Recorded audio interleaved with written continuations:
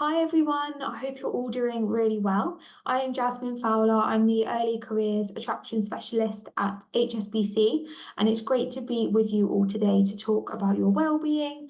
This is a three-part series, so please make sure that you come back to watch the other two videos after you've watched this one.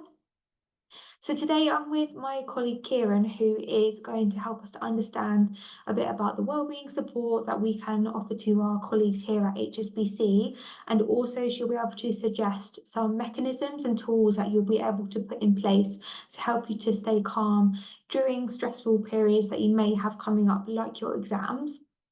So first of all, Kieran, please could you introduce yourself and your role at HSBC? Yes, hi Jasmine, thank you for inviting me along to talk about wellbeing. I'm the talent support specialist here at HSBC within our emerging talent team, and my role involves supporting graduates, apprentices, interns, as well around their health and their wellbeing. And that could include reasonable adjustments such as desks, chairs, software, signposting to resources that are available within HSBC, as well as a friendly face that if they need someone to talk to. And I also support their managers on how to support them from a wellbeing perspective. Amazing. Sounds like such an interesting role. Thank you for sharing. So during this first video, we're going to be looking at some of the mechanisms that you can put into place in your own life to support you during stressful periods. And we know that a lot of you do have exams coming up shortly. So we hope that during this session, you can understand and learn some new techniques and some tools which you could consider implementing in your life to help you to remain calm whilst you're revising and whilst you're going through those exams. So, Kieran, what would you suggest are some of the coping mechanisms for students to help them cope with stress, especially when revising for exams? Yeah, there's a few things I can suggest. So start early, so giving yourself plenty of time so you can revise in manageable chunks is really, really important. And it helps to have a realistic plan of activity when approaching a stressful exam period. Too much activity could result in burnout. Procrastinating or not doing enough could lead to more stress. So little and often is really important, and that also allows you time to unwind and relax as well. It's a good idea to have a chart or a planner to track your progress. That activity of being able to plan and to track makes you feel in control, and that also helps reduce stress. And then also recognize what helps when you are feeling stressed. So it might be going for a walk, listening to music or a podcast, exercising, spending time with friends. It's good to understand what helps in that situation. And then just remember the big picture as well. Have some perspective, having a calm and an open mindset to the exams as well. They may feel the most important thing right now, and that fear of failure might mean you don't work at your best. So it's important just to have some perspective around the process as well.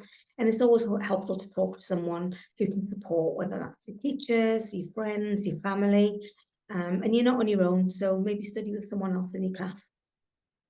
Yeah, that's great. Some really, really useful things there. Thank you so much. And then I guess following on from that, what would you suggest to students who may have anxiety about their upcoming exams? What would you suggest to them? I would say being able to identify what source of anxiety that you have is a really good start. So is it the exam conditions are causing you some anxiety? Is it you don't feel prepared? Am I anxious about failing? Once you understand what it is you're actually worried about, you can then do something to help and support that. And like we talked about under exam stress, find an activity to rebalance that feeling of stress and anxiety and build that into your revision plan as well. That could reduce your anxiety, help you feel calmer, help you feel more in control. And breathing exercises and meditation is always a good way of calming your nerves and anxiety. There is an app called Balance, and on that app there are 5, 10, 15-minute recordings to help with reflection, building confidence, self-esteem, and work-related recordings as well. So they're a good way to help you calm the nerves as well. And just like in the last question, it's really helpful to talk to someone to see if they can support you as well, whether that's your teachers, your friends, or your family. Yeah, I think talking definitely is a big factor Yeah. in terms of reducing anxiety. I had never heard of that app before called Balance, It's so really I'll good. definitely have a look at that.